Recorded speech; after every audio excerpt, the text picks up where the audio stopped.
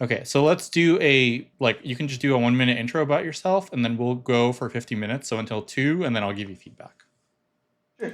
So my name's Robert. I'm a senior at my university. Right now, I'm just looking for new grad positions and trying to practice before I get into actual interviews. Okay, great. And I'll paste the first problem right here. So basically, so I'm going to try something someone recommended. So basically, what you're going to have in the first problem is you're going to have an array of integers and an integer k, and you want to return the total number of subarrays whose sum equals k. So I will give you one input example.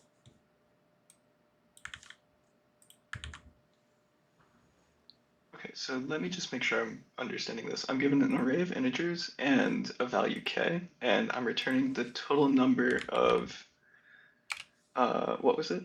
Subarrays whose sum equals k. All right. So given an array of integers and a value k, return the total number of subarrays whose sum equals k, correct? Mm-hmm. All right, so let's just take a quick look at this first input. So a subarray um, needs to be contiguous. May have misspelled that. So like here, I'd have 1. Here, I'd have a subarray of size 2. And this value, the sum here would be 2. But then here, I could also have a subarray, which would be equal to 2. So the total number would be 2. So could values be negative? Yes. Yes. Uh, what's the max and minimum length of nums? Um, so it can be empty or it can be just like big. I'm not gonna give you a number. It can just be a big number. Okay. What's the max and min value of k? Same thing. It can be a big negative number, big small, or big positive number. Not going to give you an exact constraint. Okay. So I can just assume that nums can be empty, and it's just could be up to a large value. I'm gonna guesstimate, like, could I say 10 to the 5 is a reasonable estimate? Sure. You can All say right. it can be, like if you were using another language, you wouldn't hit like overflow or something. So whatever the limit of like an integer is, something like that. So I don't think this is super important. Okay, so I'm just assuming that these values can fit inside of a Python integer. Yeah. As for the problem itself, we know there can be negatives, k can be negative, and let me just really define what I'm getting for input and output. Input is just an array of integers and k, and then of course output is again total number of subarrays. So it's going to be an integer value, which is num of subarrays equal to k. All right, this seems to make sense to me. I want to try and make a couple new inputs though, and see if maybe I could find something a little bit more interesting. Like Sure. maybe I want to try and do a negative k. I'm going to set it to like -8. So then if I want to have this, I'm going to need to have negative values within my array. But what if I have a situation where it's like -4 plus 2 plus -6 plus -4 plus 4, right? Because here I'd have -4, -2, but then this would come to -8, so that's one subarray. But then I purposefully added these because if I also took this subarray, the -4 and 4 would cancel out, and this would also yield -8. Mm-hmm. So I could also here do something like 2, -4, and then -4 again, which is -8. So because we can have negatives, I don't think I can sort this. Also because it's a subarray and it needs to be contiguous, I don't think sorting is an appropriate approach here. Um, I could, in a brute force, just compute every possible subarray and see if it's equal to k, And what right? would be the That's time complexity of that? so to do that, I basically want to start a iterator here, go through every value, and then say like from, this index to the end of the array, try every possible subarray. So that would be n squared, correct? Where n is equal to the length of nums. Yeah. Okay. So I'm also thinking, because we have subarrays here, there could be some sort of a sliding window approach, but I am thinking that it might be difficult to understand when to grow or shrink the array in this case. Because, like in this example, right, I could get down to a value like -8 and have it, but when the value grows or when the value shrinks, there could still be good arrays, like subarrays that come after that. So I think growing and shrinking conditions would be tricky. Do you agree with that? Yes. All right.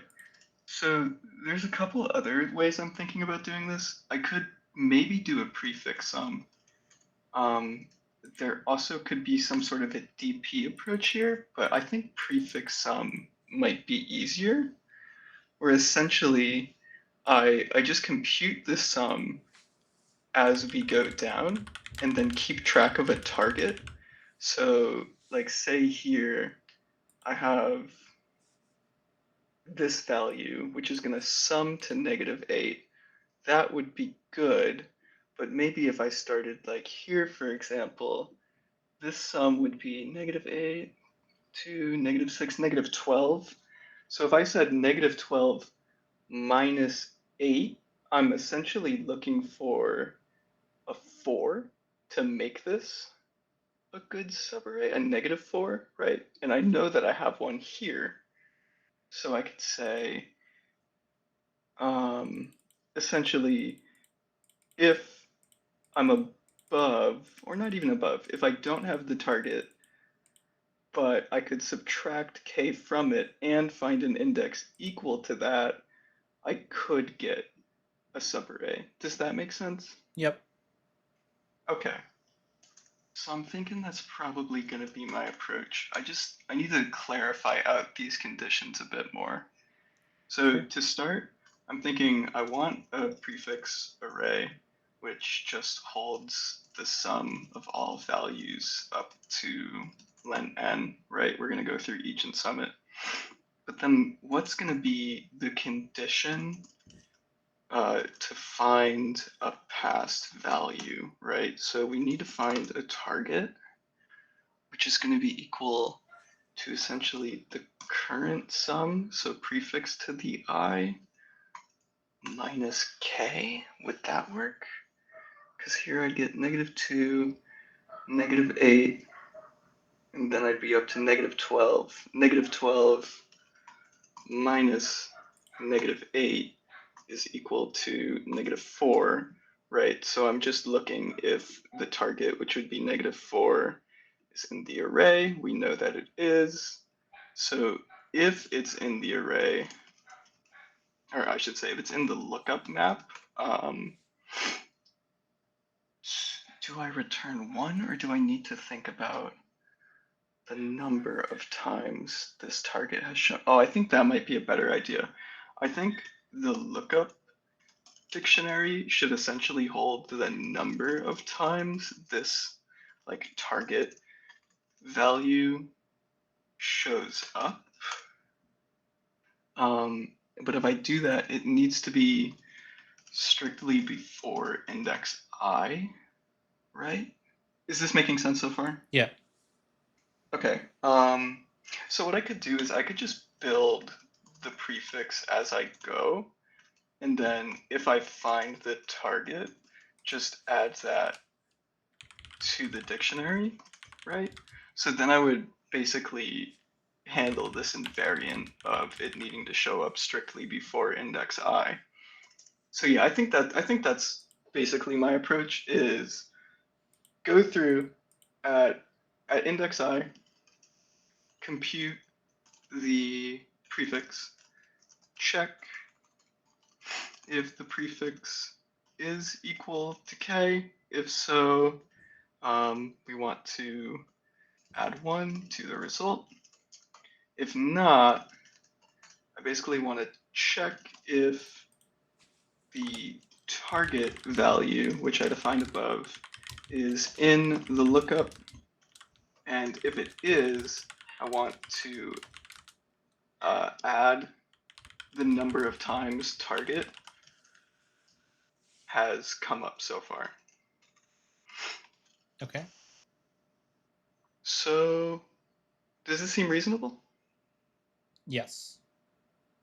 All right. I'm pretty happy with this answer. Would it be okay if I just moved into implementation? Yeah. All right, cool. So I'm going to define our solution function. I'm going to call this num ways, or I'll just call this num subarrays equal k, right? So let me make sure I understand my input. Again, we're just going to take in an array, which is going to be a list of integers. And I'm going to take in some integer k, which is also going to be an integer, just so that I don't end up with some sort of a strange import error. Let me make sure I import list from typing. Okay, so first and foremost, we do have this null check that nums could be 0. In the case that nums is 0, there's no ways to make this. So if the length of r is equal to 0, I'm just going to return 0.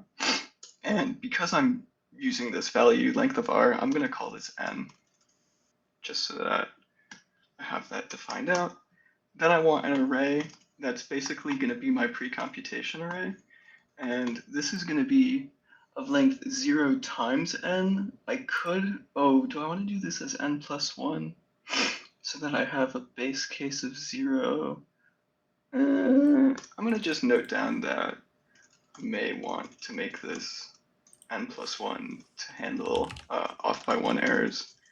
But I think I can get away with just doing this by n. So then for every value, right, we want to start from the first value. For I in range n, if I'm going to do this in n steps, I actually do want this to be n plus 1, because then, yeah, okay, this makes sense. So I'm going to say prefix to the I plus 1 is going to be equal to prefix to the I plus I call this r to the I. So basically, we take the previous prefix value, which by default is going to be 0, and then add the current value to this. So this will hold the sum, but the important thing that I need to note is that the sum at like prefix I plus 1 is essentially the sum for the current number I. Does this make sense? Yes. Okay, cool. So I have this prefix value.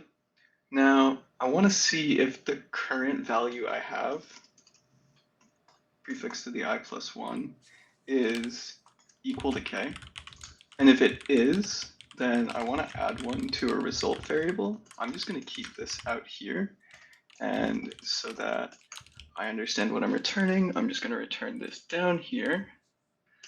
So if it isn't, we need to look for this target variable. So target is going to be, we said it's essentially prefix to the I minus k, but remember with the way I do this, it needs to be, prefix to the I plus 1 minus k. And then so I didn't define my lookup array yet, or my lookup dictionary. So I'm not going to bother doing a default dict or anything like that. I'll just make sure that I handle null cases. So we'll say lookup to the target is equal to lookup dot get target or 0. Yeah, so this either came 0 times or it's already been defined, right? So I can say, actually this might be a little bit easier. I'll just say if target and lookup to the target is equal to, okay, so let me just think this through. If it's already there, then I don't need to add to it yet. So I want to say res plus equals lookup to the target, but then once we've hit it, now it's shown up again. So I want to add 1 to it. Yeah, I think that makes sense. And then if it isn't, then we want to say lookup to the target is equal to 1, because this is now the first time we've hit it. I could make this a little bit cleaner with like a data structure from collections, but I think this is pretty easy to understand. Sure. All right. And then do I need to do anything else? So I've computed it, I've checked the target, I add to the result, I've added to the lookup again. I think I'm done here, but I want to just do a dry run through to make sure I'm not missing anything. Does that sound good? Yep. All right, so n is the length of the array, that makes sense. If it's empty, return 0, that makes sense. We build out our prefix array. I add 1 to handle a base case. I get a lookup dictionary. I set this result variable, which is going to count the number of times this shows up. Calculate the current prefix, which is going to be equal to the last. So again, like if this is the first, that's going to be 0, which is 0. And we're saying the next is this plus the first number, which like if I'm thinking about this case, it would be -4. So this would be -4. That makes a lot of sense. If like -4 is equal to k, it isn't. Add 1 to the rest, but that's okay. Else we have the target, which is going to be equal to the current value minus k. Let me just think about this for a second, because here this would be -4 minus -8, which would be 4, right? So we're saying if 4 is in lookup, then we'd add that, but of course it isn't. Else we're going to say lookup to 4 is equal to 1. Do I want to say lookup to target or lookup to the current value?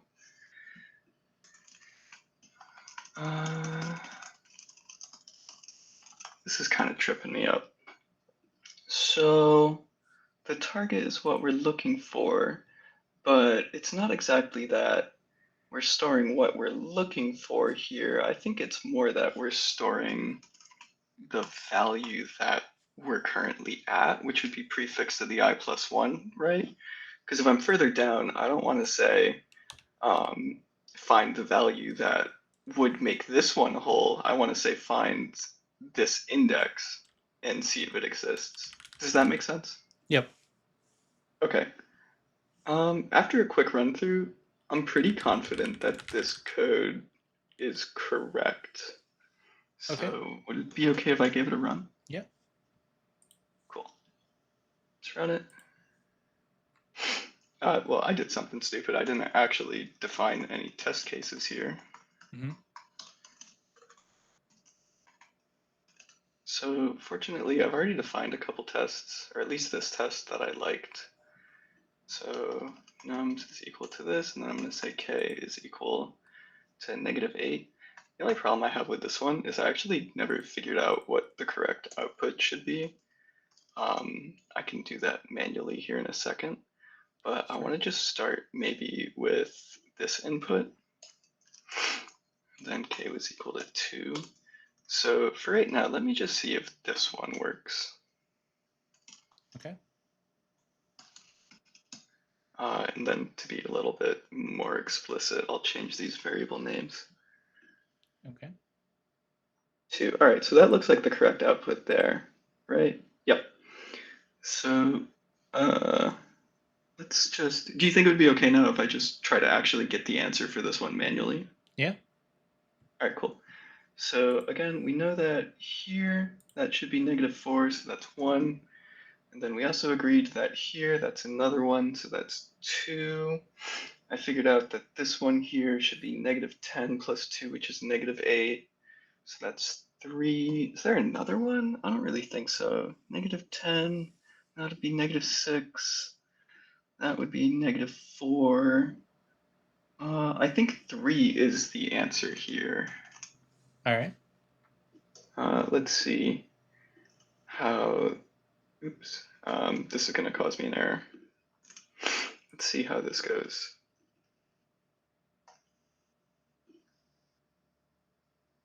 Yeah, so my code agrees that it's also 3. Okay. So from here, do you think maybe I should define another test case, or how are we Yeah, looking? whatever test cases you think are appropriate, you can add Okay, cool. if you think you haven't tested something. You said you think that I haven't tested something? If you think you haven't tested something, you can add more. Okay. Um, I'm gonna try to be explicit. Like we're looking pretty good on time, so I'll try and do one more. I'll just make it simple. I want to test if essentially this k never shows up.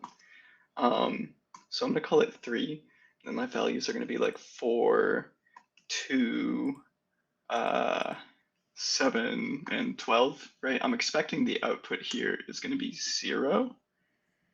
So let's just see if this works how I expected it to.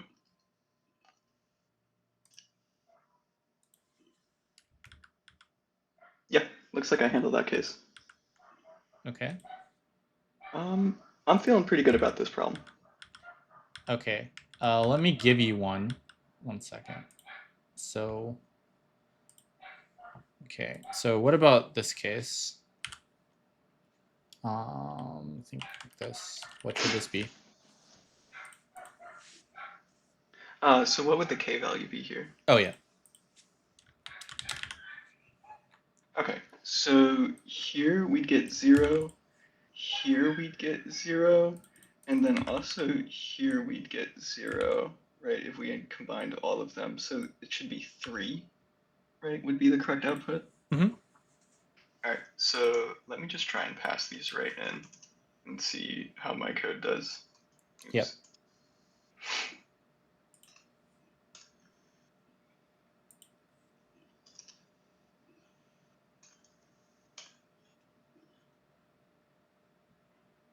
Yeah, it looks like I get 3 out. Okay, interesting. Okay, and then one last one. So let's try this one. So if we do 1, 2, 1, 2, 1, and k equals 3. Okay, so here this is 3, here this is 3, here this is 3, here this is 3, so it's essentially alternating, so it's like 1, 2, 3, 4 would be the correct output here. Mm-hmm. All right, so again, we're expecting 4, k4, and then let's see how this goes.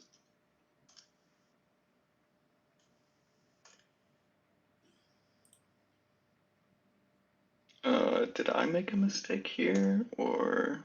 Okay, so I get 3 on the output, so obviously something went wrong here, and then I'm also getting this crazy jumble of characters. I'm wondering if I maybe passed some garbage somewhere. Did I hit a wrong button? I I just don't want to think you run have this to again. worry about the jumble of characters. I think that's just like a coder pad thing. Okay, yeah, it looks like that was just a coder pad error, but I am noticing that we're not getting the correct answer here. Mm-hmm. And I'm assuming it's due to an index error on these last couple of indexes. So maybe, why would this happen?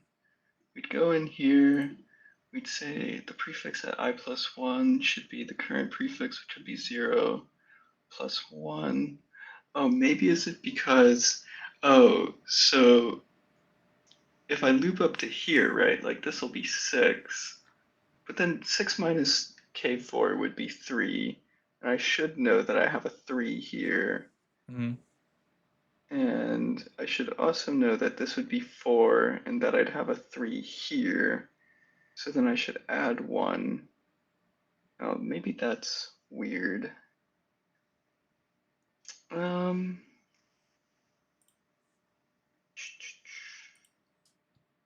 maybe do I need to, because I have this prefix array at n plus 1, maybe this is causing an out of bounds error is my leading guess, because we only loop to n, but we should get up to n plus 1 doing this, right? Yeah. So maybe it's not that. Huh. Lookup target plus equals 1, so we should be adding the number of times we've seen it. Huh, this is confusing. So I'd get 3, 4, 6, 7, and then at 7 I'd want to look for 4, which should end up here, right? And then, I don't know, I feel like this should work, but it's obviously not. So take a look at your like if else and Yep. see like what you're doing and see if there's anything wrong. Okay. So for the target, we take whatever the current prefix is and try to subtract the k value. Mm-hmm. And then if this target is in the lookup, we want to add the number of times that previous value is in lookup.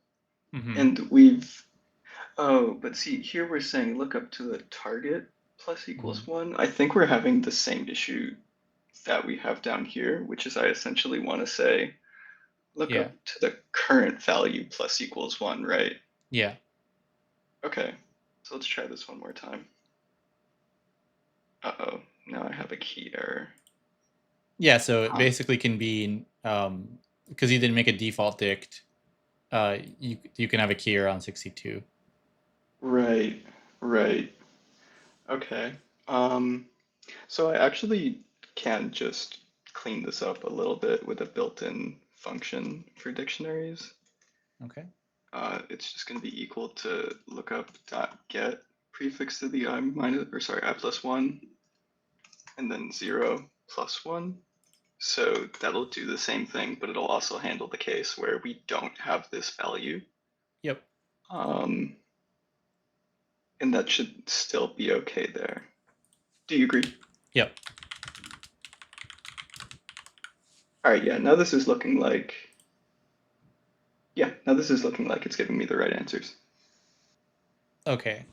So I'm honestly not sure how this works, but I do feel like there's another bug. So I'll just talk to you about it.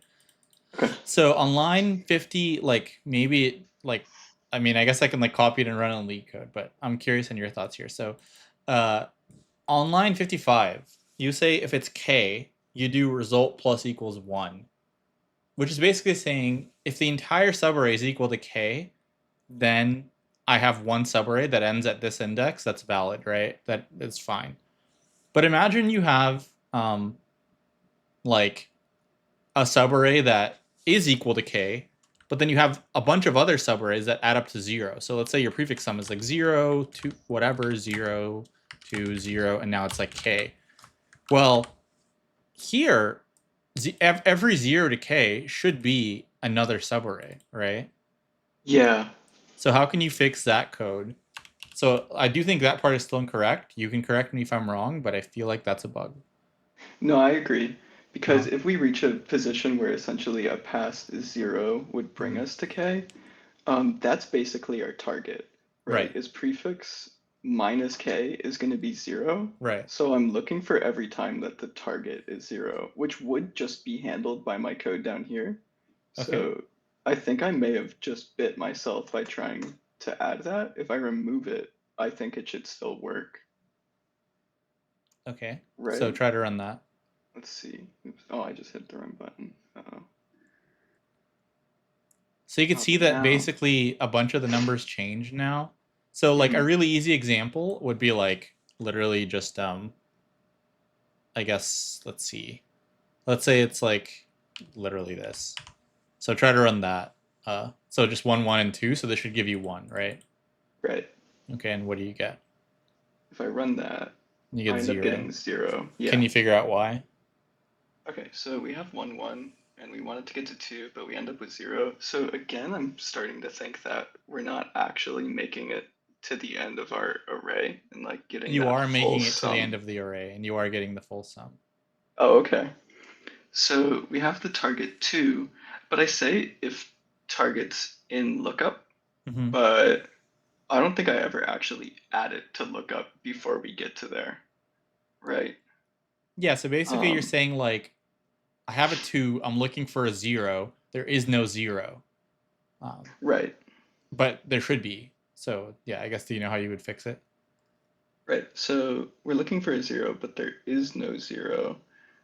As a base case, I think we want to say 0 is 1, Yep. right? Um, Yeah. And then that would handle at least the 0 case.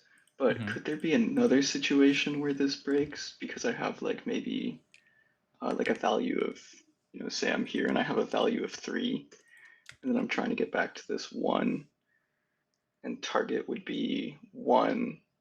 Oh, but I should have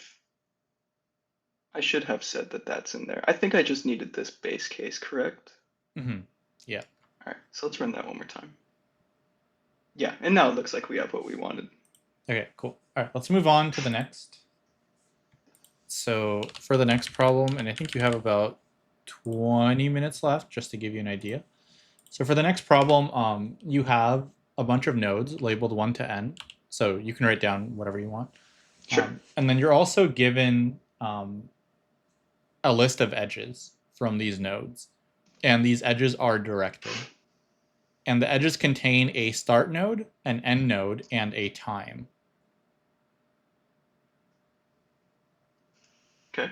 And basically, the time tells you how long it takes to travel from one to the next. And then you're also given a start node in the input. So you're given a start node. And I basically want to know how long does it take. So let's say I have a signal that starts at the start node. I want to Yep. know how long does it take for the signal to reach every other node. And if it's not possible, you can return like -1.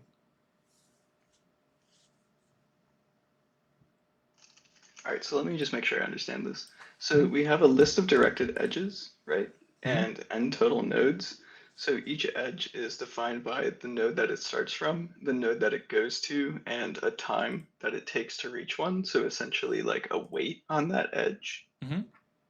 So time is just time to travel from one. Okay. So we're given a start node and we want to see how long it takes for essentially a signal from the start node to reach every other node, correct? Yeah. And here's a sample input. Okay. So these are the nodes. I'm assuming this would be like node 2 goes to node 1 and it takes time 1. Node 2 also goes to node 3 and that takes time 1. Node 3 goes to node 4 and that takes time 1. So then, assuming that is n the start node in this case, or is k? N is the number of nodes, and Yeah. then K is the start node. Okay, so we're starting at the 2 node, so it's obviously going to take 1 second to get to node 1. It's also going to take 1 second to get to node 2, and then from 3 to 4, it'll take another second. Is that a good understanding of the problem? Yes. Okay, so with the edge list, this is basically an adjacency list. I definitely misspelled that. Adjacency list. So I can use that to essentially make a dictionary that maps like node A to node B, and the value at that dictionary is going to be the weight. So I'm just trying to see from the start, how long does it take for me to explore every node? So I'm thinking of 2 ways that I could do this. The easiest way is likely with a BFS, right? Because I want to start at this node, say essentially for every child in this node, um, bring me to the next one, and then do this for all of them, but this could maybe have an issue with cycles. So I guess that's one of my questions. Can this be cyclic? Yes. Okay. Can have cycles between nodes. Another way I could do this is essentially with a minimum spanning tree. Uh, However, I'm completely blanking on min spanning tree algorithms right now, so I'm gonna hope that I can do this with BFS. Mm-hmm. So we can have cycles. How am I going to avoid cycles? Well, I can just like ask if I've already visited a node, Okay. right? Um, I guess I could solve this with depth first search, but that probably would be problematic because I'm assuming here in this problem, right, going from node 2 to 1 and going from node 2 to 3 we do that in one time step, correct? Yes.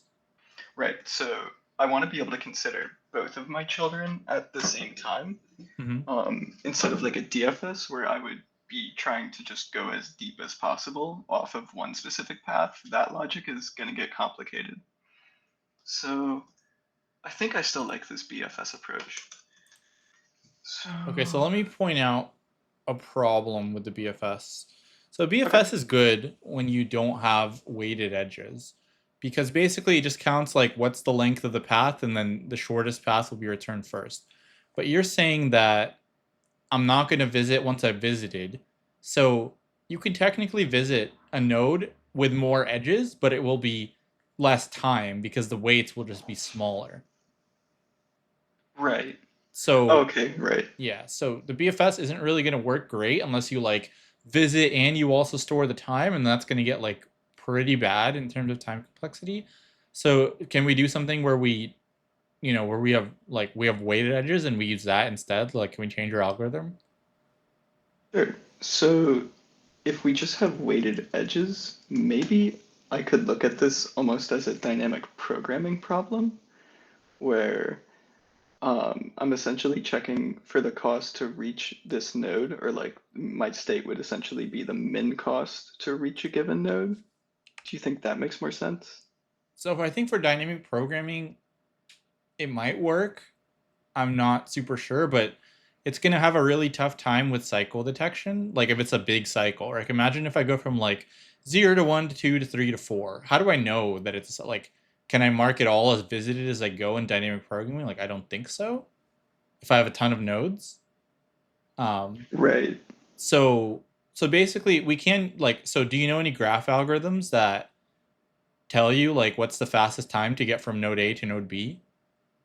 Well, I think this might be an application of Dijkstra's algorithm, Mm-hmm. which employs a priority queue to try and pick the lowest possible time for a given node. Right. And so here we need to know how long it takes from every node to reach every other node, not just one. So is there any way we can like modify it to handle that? Right. So, sort of like I said before, I think a min span tree would find, or essentially, I'm actually looking for an all paths shortest Yeah. um, algorithm. Yeah. I'm trying to think of what one of those are. I think there might be an algorithm called Bellman-Ford that does this. So I think Um, Bellman Ford does as well. Dijkstra's does as well. So Dijkstra is like normally you can do from like one to the next, but you can basically use Dijkstra's and visit every node, and then just like once every node is visited, then your time is like the time to visit the last one essentially, right? right, right. So So I can we think, make a plan for that? sure. You could do Bellman Um, Ford as well if you know it better. yeah, I actually don't know Dijkstra's super well, so I'm gonna have to try to come up with the algorithm essentially on the spot, which I think I Okay. can do. Okay. Yeah, I So think it's with pretty Dijkstra, reasonable to come up with it on the spot as well. yeah. So we essentially have a starting node, and we're trying to find the shortest path to like a next node. Mm-hmm. So if I'm doing this, it's going to be a little bit like a DFS, I'm sorry, a BFS, Mm-hmm. in that I take in a node, check for the shortest, like essentially smallest weight out of my child nodes, Mm-hmm. and then add that to the queue. Um, so yeah, and I think if I do that essentially for all nodes, so I need a way to replace a choice with a better one Mm-hmm. is something important. For 1 point, um, So I think let's you're a try and little bit off here. So basically, you don't add the one with the smallest weight to the queue. So if you're at a node, you add all the children to the queue, but it's a heap, and then you just pop off the shortest one, one at a time. Oh, So hopefully okay, that'll that makes help a you. lot of sense. Yeah. Okay, so I'm assuming that I have like my heap, which is essentially my queue or priority queue or whatever you want to call it. Mm-hmm. So from the starting node, add all children. Mm-hmm. So then as I consider the next child, it should be the smallest one, right? Is that essentially what we're saying? Yes. Okay, so pop off the smallest child, then again add all of its nodes to the heap, and we're just going to keep doing this essentially like in a BFS sort of pattern. Am I missing something here? So let's see. Starting node out children process. Yeah, I think this is basically correct. And now how do we avoid like this infinite loop of just like adding children forever? Yeah, that's a good question. So essentially, if I've already processed this node, I probably shouldn't process it again, right? Mm-hmm. Um, I might want to consider edges to a child. Maybe if an edge to a child is better. Well, my heap should already guarantee that I'm taking smallest edges, right? But I could Mm-hmm. have a situation where like I need to walk down a longer initial edge to then walk like a short edge to a node, whereas there's like a direct path that the sum of that or the value of that path is less or sorry, greater than the sum of the other two. Mm-hmm. So uh I think I need to traverse every possible edge at least at one point to understand the best possible way of doing this. But how I would I don't think you handle that? necessarily need to traverse every, like it's possible, but like, let's say a really easy case is uh like you start at 0 or you start at 1, it goes to 2, it also goes to 3, and then there's an edge from like 2 to 3, and like you never need to take that one because other ones are just shorter, right? You're not guaranteed to have to process every edge, but you might, but the heap kind of takes care of that for you because essentially when you visit something faster, that means it was like optimal, and then like you don't have to visit it later. Like you're just basically checking like did I visit every single like node, and then when that's the case, you're done. You don't have to process the entire heap, if that makes sense. Okay. Yeah, that makes sense. So we essentially do just want to check if nodes are visited Mm-hmm. and then assume that the heap gives us the best possible paths. Like, is that a correct understanding? Yeah. Okay. So, um, to come back to the problem itself, we have a starting node and we want to know how long from the start node to reach every other possible node. So what's our end condition? Our end condition is essentially that we've visited all nodes, right? Mm-hmm. Um, so just essentially run Dijkstra's. I also almost definitely misspelled that. Mm-hmm. Until we have reached all nodes, right? Am I correct here? Yeah. Okay. Is it okay if I move into implementation? Yeah. Okay. So I'm gonna call this shortest from start to all. It's gonna take in a list of nodes, which is going to be a list of, well, it's going to be a type list node. I'm going to skip the type checking here for this one. Sure. Uh-oh. Nodes, and then I want the start node,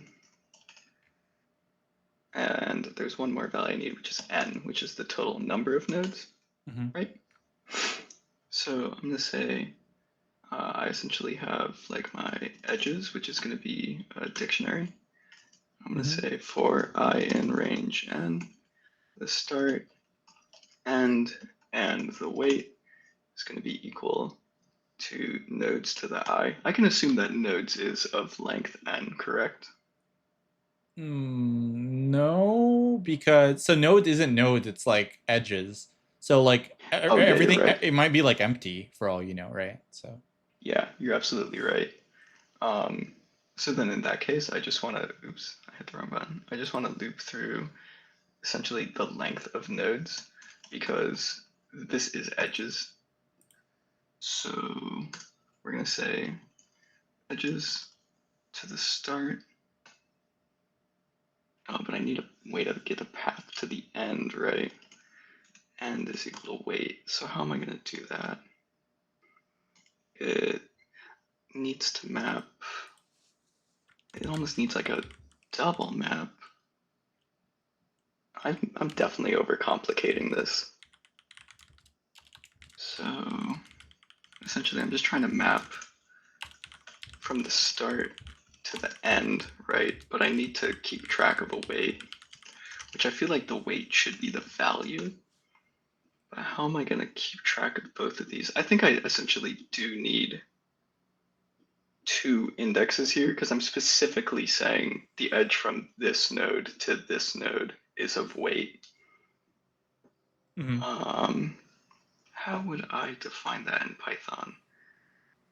Well, I could say that the input is a node, and then I essentially have a list of nodes that I could reach. No, I don't think that's quite right. Or is it? That actually might be right. If I had, do you think it would be appropriate to like have a list in here? So there's a few things you could do. Because the nodes are numbered, you can make a 2D array. You can also make Right. a 2D dictionary, or you can use a tuple, or your value can be a tuple of node and value. So there's like 4 or 5 things you can do, whatever you prefer. Yeah, actually, I like that idea of using a tuple a lot because tuples are hashable, and this is going to just make my code a lot simpler. Sure. So we were essentially saying tuple start end is equal to weight. That seems to make sense. So now I'm going to want a queue, which is going to be a dig queue. Actually, no, it's not. It's going to be a priority queue. So I'm going to import heap queue here. And to begin, I'm just going to make this array, but then I can say heap queue dot heapify queue. I'm actually not sure that I need to do, I can do this if I just say that the queue has the start node for its first value, Mm-hmm. right? So now, while the queue is not empty, I basically want to go layer by layer. So I'm going to say for I in range length of queue, then we want to get the best value, which should be this. But see, here's something that I'm noting is that I'm storing this start node, but I'm not actually storing any value that I could get a priority based off of. Mm-hmm. So I'm probably going to want to store this as a tuple, right? Mm-hmm. And the first value should be the weight of going from the start node to somewhere. But actually, the first weight is just 0. Like it doesn't cost any amount to get to the start node, right? Mm-hmm. Okay, so then in this case, 0 should also always be the optimal value because we agreed that edges can't have a negative weight, correct? Yes. Okay, so the current node is just going to be heap dot heap pop from the queue. And we can just do a standard heap pop here because I'm assuming that this is going to be a min heap to get the optimal value. And then we're going to say for like essentially neighbor in edges to the current node. Oh, but see, this is interesting. Usually when I like make a adjacency list, it maps from one node to the other. So Right. then I can just enumerate out all of the neighbors. But in this case, we're trying to store which neighbor we go to. So maybe it's better to instead loop through every node. So you could do that, but also what you can do is, so like I said, a bunch of ways. Your edges can be, so it can have a like edges, like your start node or whatever it is, and then you can append a tuple of like the end node plus the value, and then you can just go through all of the like. So this will basically just be like a list of things it connects to, if that makes sense. That's like one Yeah, way I to do it. agree. So then you That don't have makes to a loop lot. through every node because like some nodes might not have any like edges, right? And so you don't want to just like loop through every node and see if there's an edge. If for most Yeah, of them there's absolutely. not. This makes a lot of sense. And then the other advantage to this is that will help me just define out what my value is. So as I make this tuple, I actually want the weight to be the first value because this is going to be what the priority queue works off of. Sure. And then I'm going to have the end node as the second value. So I just Okay. want to make sure that I make that clear. We go from the weight to the end node. So from the start, we go to the weight to the end node. And then as we're adding to the queue here, um, I'm actually going to just keep doing what I did there Mm-hmm. because this is essentially in the same form that that is. So then we can do exactly what I was hoping to do, which is say for every neighbor in the current node, we'll know that the weight and the end node is equal to the neighbor. Well, actually, I could just enumerate this out like that. That's a little bit cleaner. Okay, so Okay, so we're actually right at time. I think we're at like 50 minutes. So I don't want to just okay, like let you go like 10, 20 minutes over. Let's just do feedback and then I can still tell you like what you need to improve on. So first, yeah, we'll sure. love to hear from you. Like what do you think you did well? What do you think you can improve upon?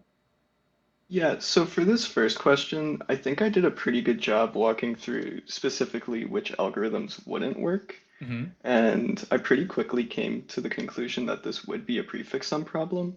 Mm-hmm. I also think I did a pretty good job breaking down a lot of the important information, like how I was going to define a target Mm-hmm. before moving into implementation.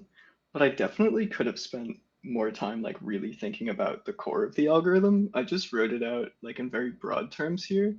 And Mm-hmm. then it obviously led to my issue where I was assigning the wrong value to my dictionary.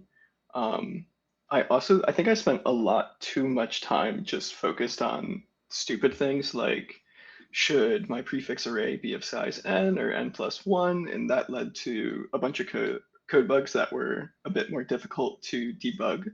Mm-hmm. Um, but I think I had this algorithm pretty solidly. I think where I definitely struggled more was here on this second question. I've been kind of just unfortunate in that as I've been reviewing, I've only really glanced over Dijkstra's algorithm. Mm-hmm. So I maybe wasn't able to like reason about it and implement it in the same time that I could have done an algorithm like BFS or DFS. Mm-hmm. So I definitely want to make sure that I'm reviewing more complex graph algorithms as I'm doing my studying. And I think I had a hard time even just reasoning about how I would implement Dijkstra's algorithm. I definitely needed a lot of help getting to that conclusion. Yeah. Okay. Yeah, so I think I'm basically agreeing with almost everything you said. So for the first one you did like you restated the problem, you came up with all the edge cases. Yeah, basically everything. You talked about the brute force, you talked about the prefix sum. One thing I would say is definitely like this depends. Like if you know that there's one question or two and how much time, you did take a lot of time like writing things and like going through like a bunch of inputs. So I would try to speed that area up. Because ideally you want to get to a like a pseudocode solution in 5 to 10 minutes if possible. And you took a decent amount of time there. So I would definitely try to speed that up. And then yeah, I think you did mention like you did write some stuff here, right? Like what you're gonna do, but it wasn't correct. There were some problems. And then I think it happened to work on some edge cases because you had like two bugs and they like cancel each other out or something. So I was like, try this, and it worked somehow. And I was like, okay. And then we finally got one that like didn't work. Um, and the main thing is, I would say in your coding, it's okay to have syntax errors, but if you have like actual bugs and you can't find them, then that's not great. So you had the bug with the storing the target instead of the prefix, which I think was like pretty significant. And you didn't find that out. I think I pointed it out to you, and I think you found one, but you didn't find the other. Um, and then you also had the one where yeah, with the zero. Like if it was like one of them, it would be okay, but both is like not great. So for that one, I gave you I think problem solving was pretty good, which is basically like how long does it take you to go from problem statement to a pseudocode or like what you're doing. I thought that was pretty good. So I basically gave 4 out of 5. DSA 4 out of 5. Coding I gave you a 2 because you had 2 bugs. And you also, yeah, you were kind of thinking of some silly stuff. You didn't even need this prefix sum thing at all because like you don't really use it. You can just keep track of a total, and then you don't even need it at all. So that would have simplified things for you. And then I think your communication, I think you said you had problems with that. I definitely feel like it was very clear to see what you were doing. Like I could follow along really easily. I could like do some other stuff and still like come back and get where you're at. So I think that part was fine. And then the testing was like fine as well, where you had these like different tests, and then it's good that you like saved them all and like didn't override anything, and then like came up with your own tests and stuff like that. So I'd say this was like a weak hire, like a lean hire for the first one, even though you did have the bugs.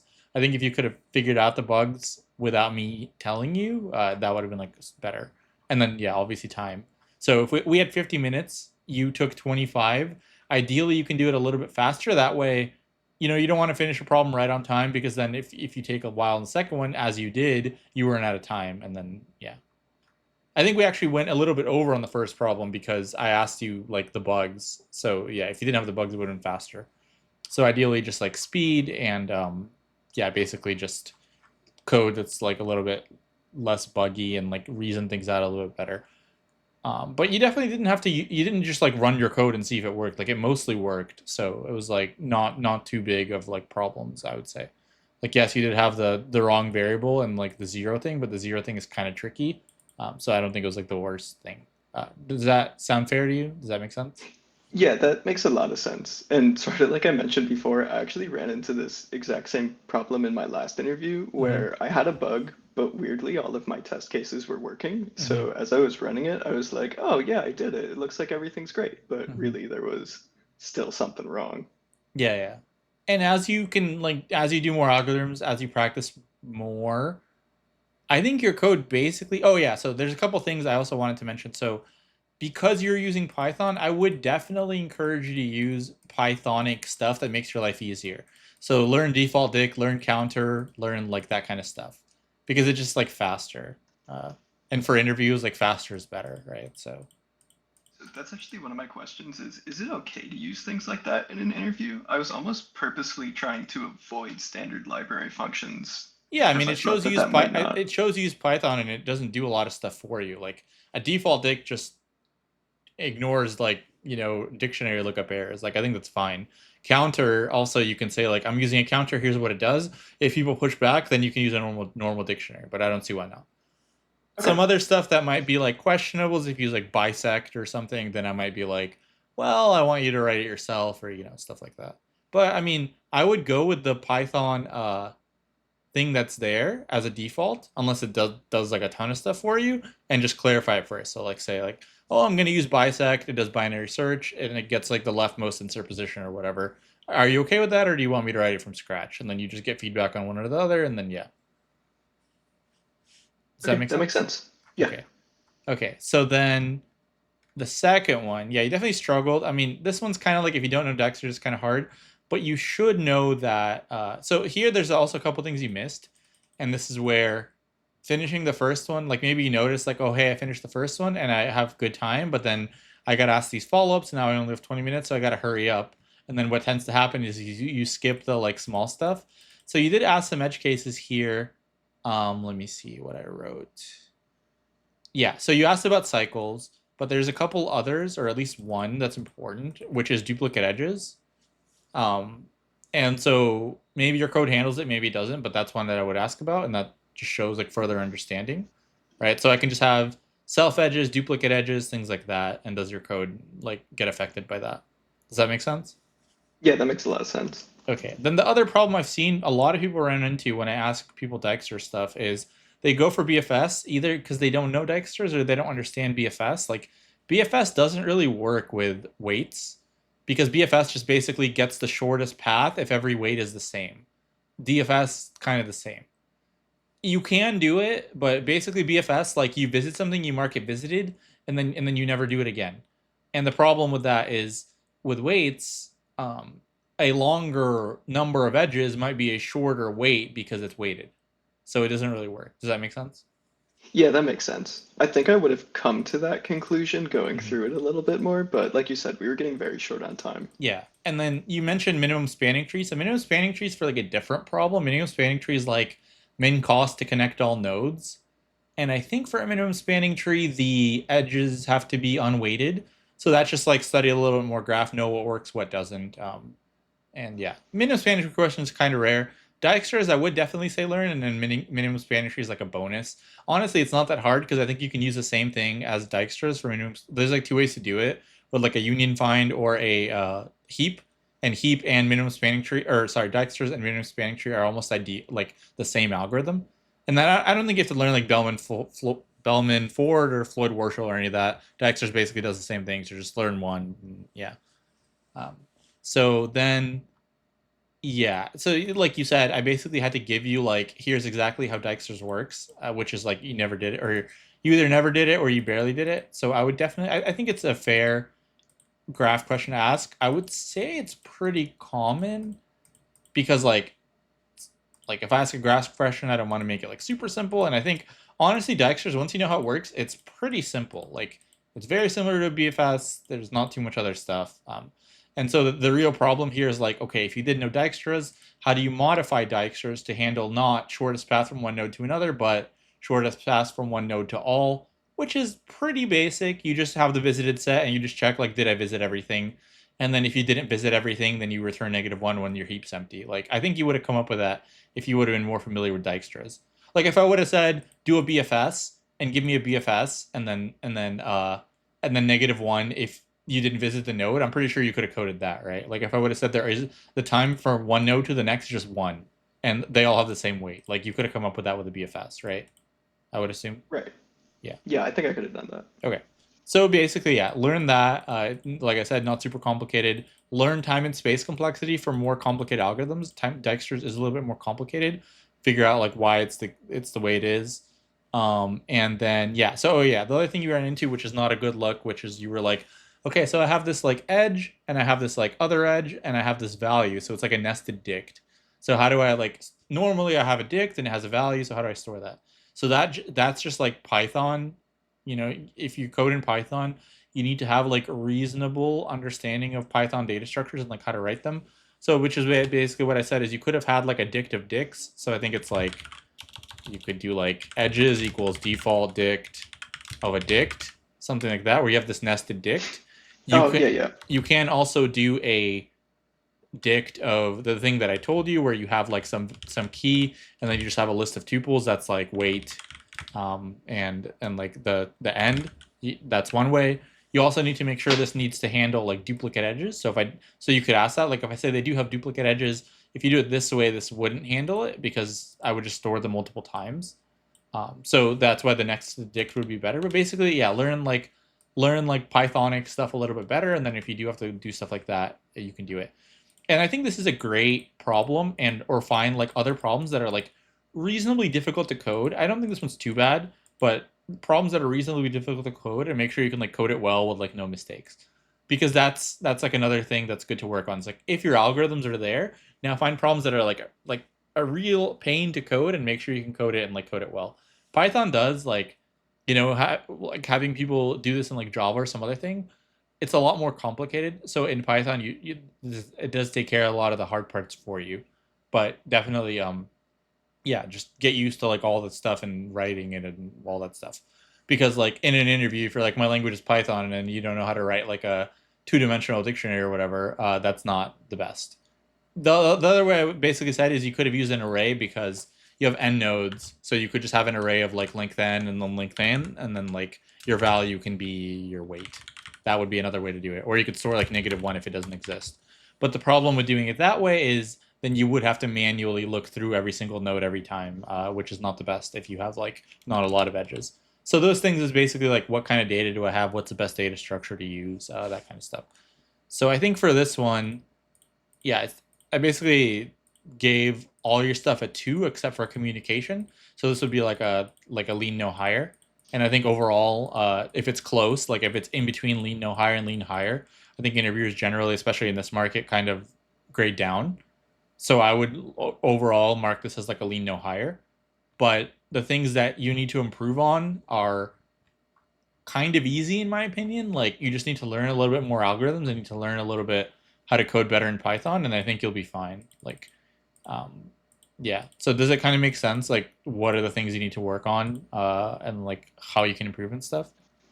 Yeah, so if I'm understanding you, you're saying, especially like for this problem, I think I really struggled mostly because I didn't Hmm. know Dijkstra's. But then Hmm.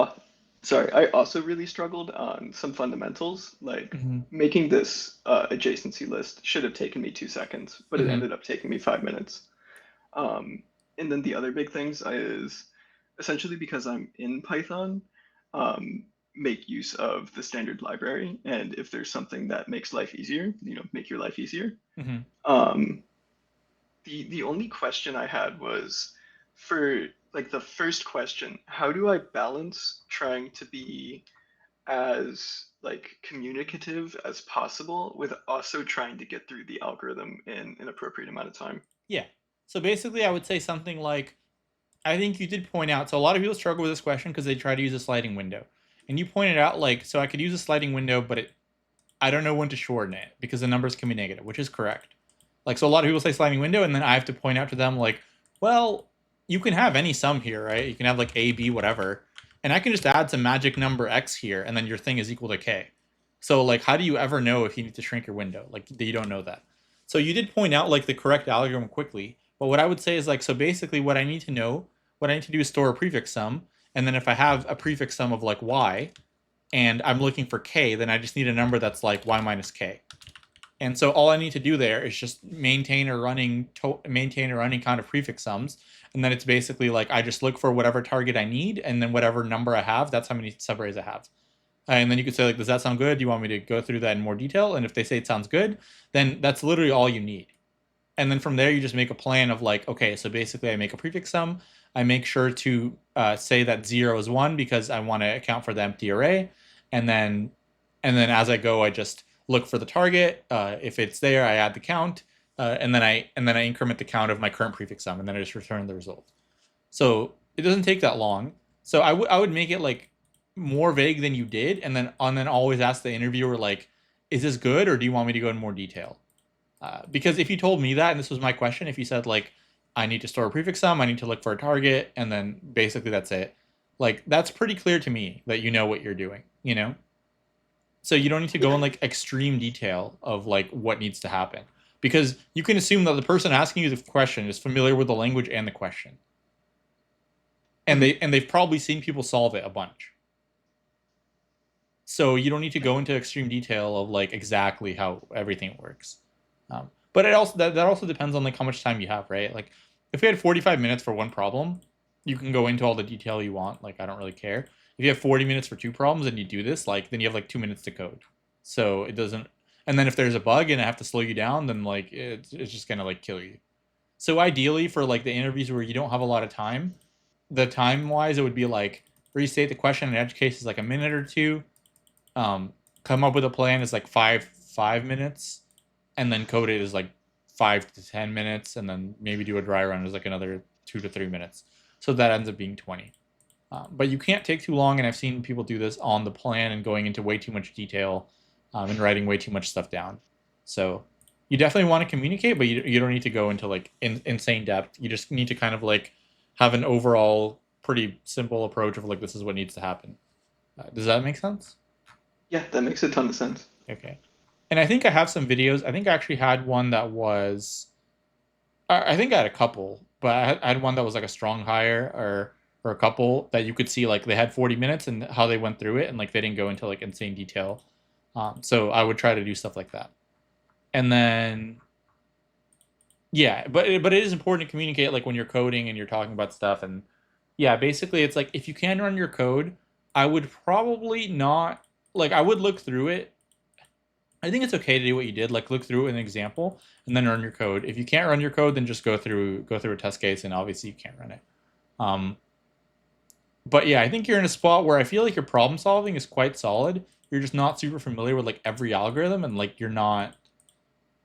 You need to basically be familiar. Like, okay, if I'm doing this algorithm or like these things, here's the data structures I need. Here's how I need to write them. Here's how I do it quickly, and so on. Also, like another couple things, like so when you did heapify, do you know like so so is this a heap? If I just do like q equals 5, like is this technically a heap or do I need to heapify it?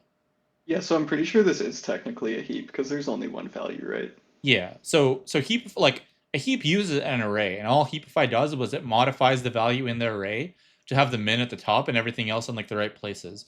But if you have one value or empty, you don't need to heapify. It doesn't do anything. So things like Yeah. that show that like you don't quite understand Python stuff. And I mean, this one's not so bad. I feel like the other one is pretty bad.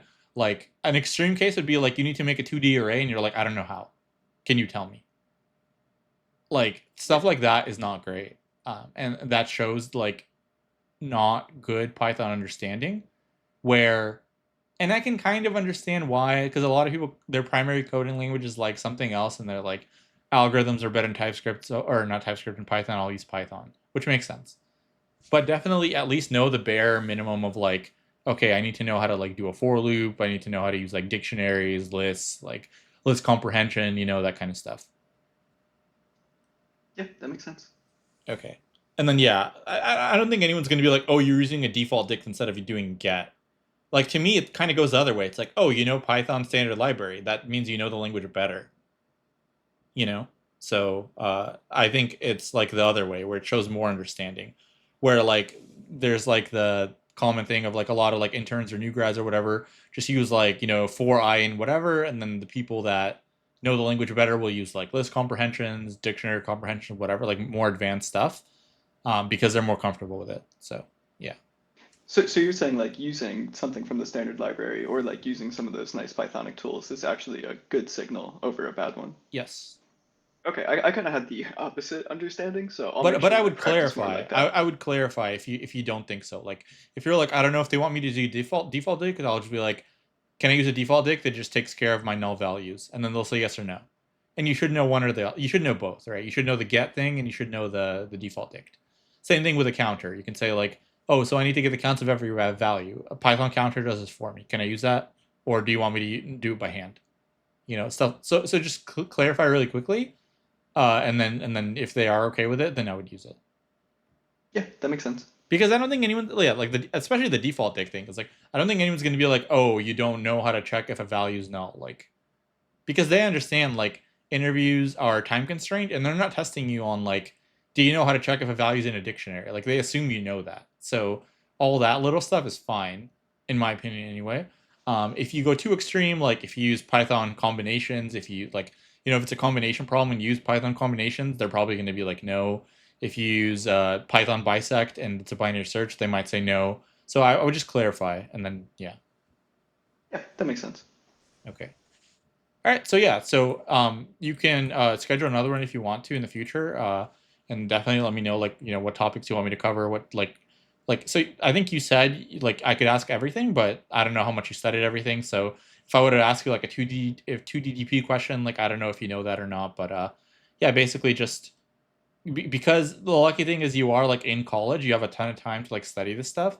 And I think the people that really struggle are like, I haven't done anything. I have a Google interview in a week. Like, what do you recommend? And I'm like, I don't know, reschedule, fail. Like, I can't really tell you. So, To be honest, if you gave me a 2D DP problem, I think I would have smashed it even better than the first problem. I've uh huh. just honestly not reviewed some of like the more advanced graph algorithms. Like just today I Okay. was reviewing union find. But Okay. So yeah, for graph, I just recommend knowing union find, BFS, DFS, minimum spanning tree, and Dijkstra's. Everything above that is like way too niche. So I okay. wouldn't worry about it. And for what it's worth, I don't think they're difficult. Like once you see it and do it, I don't think it's difficult. So, yeah, Yeah, no, I find like BFS and DFS super simple. So I yeah, was hoping that I was going to be able to just like translate right over to yeah. I mean, Dijkstra's, but Dijkstra's is basically BFS with like 3-line with a changes. priority queue. So, Yeah, yeah. yeah. Okay. Well, cool. So yeah, yeah. Like I said, feel free to book more in the future, or if you have any other questions, you can message me. I think on my YouTube I have like a Discord link and stuff. You can join there, and I'm pretty active in there and stuff. So, Awesome. Sounds good. Thank you so much. all right, cool. See ya.